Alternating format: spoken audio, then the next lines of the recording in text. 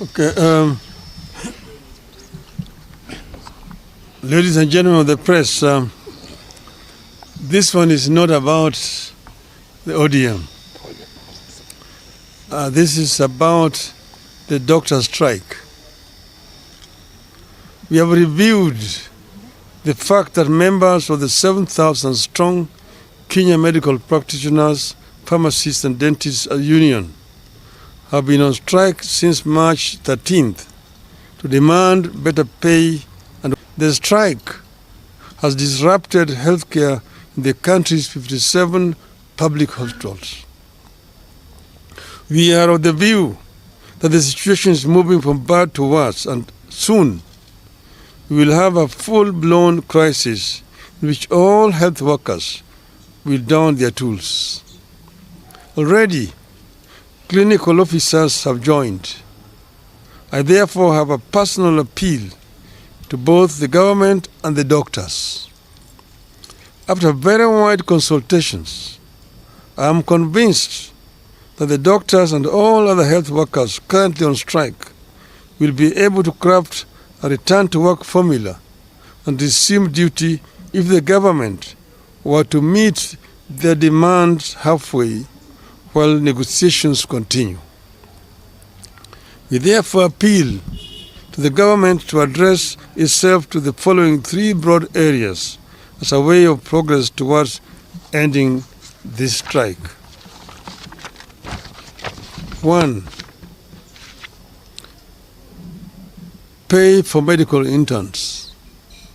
For the last 7 years, interns have been earning 206,000 shillings per month. These are actually the doctors running level 4 and many other public hospitals. There is no way an employer can reduce the salaries of employees midstream. That distorts everything in the life of the employee. I therefore ask the government to reinstate the 206,000 shilling pay for interns until the next CBA negotiation, which is around the corner, kicks in. During that next round of negotiations, both parties will put their cases on the table for consideration. 2. Fees and salaries for doctors pursuing further studies. Counties are supposed to pay salaries of doctors who are enrolled for further studies like master's degree, while the Ministry of Health is supposed to pay fees. My understanding is that while counties have kept their side of the arrangement, the Ministry of Health has failed to do so since 2018. As a result, a number of doctors cannot complete their studies and graduate because of fees owed. And as they retake courses, counties have stopped their salaries because those doctors have overstayed in the college. I urge the Ministry of Health to immediately engage the doctors and their learning institutions with a view to clearing the fee balances and enable the doctors to complete their studies.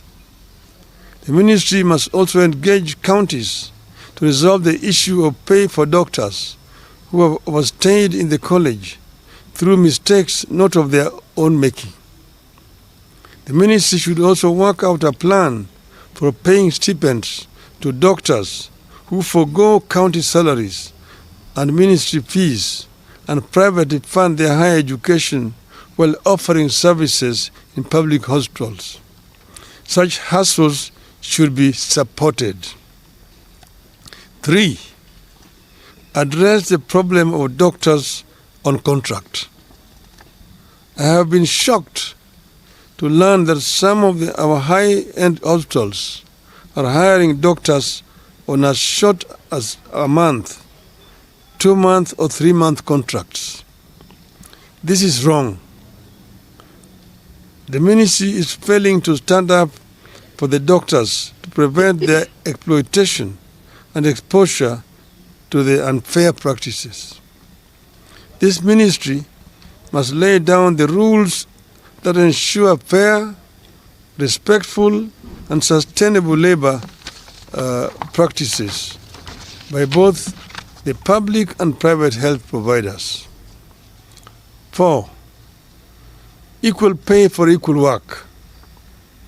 Doctors are complaining about a free-for-all system where some employers have the free hand to decide what to pay. The result has been a very unequal system where doctors hired to do the same job experience huge variation in salaries. The medical profession is too important to be managed so casually. The ministry must intervene for the doctors. 5. Unprocedural termination of services. I have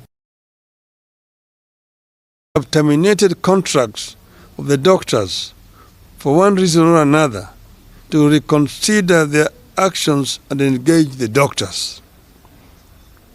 The counties that have done so or are in the process of doing so know themselves. I request them to reconsider their steps.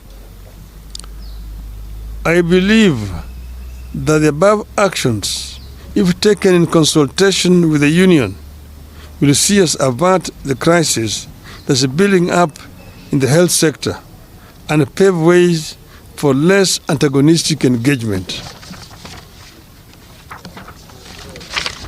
This is a crisis that has serious ramifications. We want this crisis to be resolved. We have not spoken before, but we want the government to take notice that we cannot remain silent for a longer time when this is persisting. We ask them to act now. And if they don't, of course they know that the consequences will be very grave indeed. Thank you very much. Thank you.